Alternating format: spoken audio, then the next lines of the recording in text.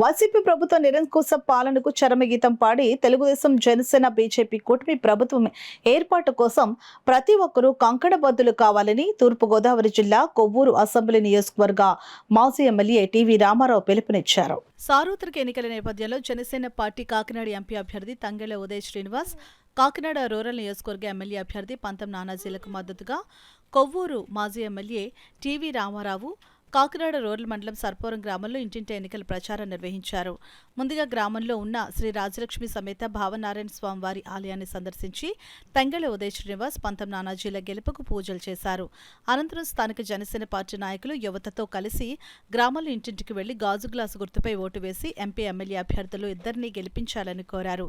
ఈ సందర్భంగా ఆయన మీడియాతో మాట్లాడుతూ గత 5 ఏళ్ల వైసీపీ విధ్వంసక పాలనతో ప్రజలు వేసారిపోయారని, వైసీపీ దోపిడీ ప్రభుత్వానికి గీతం పాడి కూటమి ప్రభుత్వానికి అఖండ విజయం అందించాలని కోరారు. ఈ కార్యక్రమంలో జనసేన, తెలుగుదేశం పార్టీల నాయకులు లంకే అచ్యుత్, కర్రి రాజారావు, ఎం జగన్నాథం, ఎం నాగేంద్ర, సత్యవేణి, మానస, లంకే రాము తదితరులు పాల్గొన్నారు. ఇక్కడ ఎంపీగా మొత్తం ప్రతి సర్పవరం గ్రామం, కాకినాడ మొత్తం ప్రతి దుక్కునికి ఎంపీగా పోటీ చేస్తున్నారు. ఆయన్ని గెలిపించుకోమని మేమందరూ ఇక్కడికి వచ్చాం. ఇక్కడే కాదు, ప్రతి దుక్కును కూడా ఆయనకి ఎంతోమంది నీరాజనం పలుకుతున్నారు. ఆయన ఎంపీగా వస్తారు, ఎంపీగా వస్తారు, ఎంపీగా వస్తారని అందరూ అంటున్నారు. ఆయన నాయకత్వం వర్ధిల్లాలని నేను మనసారా కోరుకున్నాను. మా ప్రజలు కూడా అందరూ కూడా సర్పవరం గ్రామంలో ప్రజలందరూ కూడా ఎంపీగా తంగెళ్ల శ్రీనివాసరావు గారిని గెలిపించుకోవాలని ఎందరో ఆశగా ఎదురు చూస్తున్నారు. జై జనసేన, జై జనసేన. అలాగే పంతం నానాజీ గారు కూడా మన ఎమ్మెల్యేగా పోటీ చేస్తున్నారు. ఆయన కూడా గెలిపించుకుని 2 గుర్తులు కూడా గ్లాస్ గుర్తులకి ఓటు వేసి అఖండ మెజారిటీతో గెలిపించమని ప్రార్థిస్తున్నాను.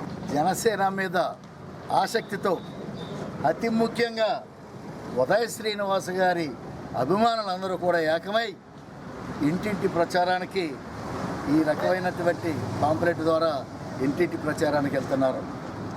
మరి వీళ్ళ ఉత్సాహం చూస్తుంటే జనసేన పార్టీ ఎంపీ టిక్కెట్ గెలిచినట్టుగానే మొక్కుకున్నారు లోన.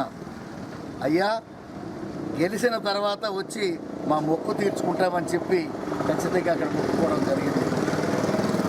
ఎంతో గొప్ప దేవుడైనా, ఎంతో చరిత్ర కలిగినటువంటి మహనీయుడైనా అలాంటి వ్యక్తికి మొక్కుకున్న తర్వాత అది ఖచ్చితంగా తీరుతుందనే నమ్మకంతో వీరందరూ కూడా ఈరోజు ముందుకెళ్తున్నారు. చాలా సంతోషంగా ఉంది. ఎలా ఉందంటే వస్తుంటే జెండాలు కనపడినాయి. పాపం తప్పకుండా పక్క నుంచి నడిచి వచ్చారు. వైసీపీ జెండాలు అప్పుడే రోడ్డు మీద వదులుతూనే ఉన్నాయి. మరి ఖచ్చితంగా ఉదయ్ శ్రీనివాస్ గారి గెలుపు ఖాయము అని అనడానికి ఉప్పుగానే ఉంటుంది. ఉప్పుగానే ఉంటుందా?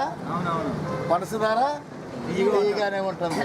4 సార్లు పోటీ చేస్తున్న ఎంపీ, వైసీపీ ఎంపీ ఓడిపోవడం కూడా అంతే నిజంగా ఉంటుందనేది వాస్తవమైంది.